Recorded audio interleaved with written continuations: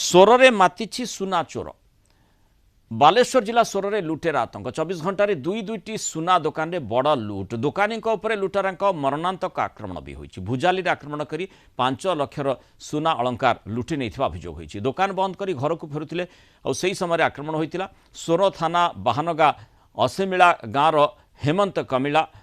पणपणा ठारे गोटे ज्वेलरी दुकान करिसेंती गतकाल राति दुकान बंद करी गाँव को फेरला बेलू 4 जन लुटेरा दुईटी बाइक रे तांको पीछा करथिला घर ठू अल्प दूर रे बाइक रु घोसारी नहीं भुजाली रे हाथ को हाणी देथिले और हेमंत तळे पड़ जिबारु तांको बाइक डिक्की भांगी सुना नहीं लुटेरा चंपट मारिथिले खबर पाई घटनास्थल पुलिस पहुंचीथिला किंतु अपराधींकर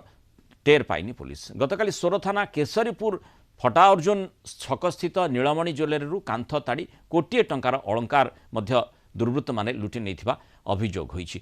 एवं आउ गोटे कथा मध्य आसीछि कि भाव में घरे पशि से सोर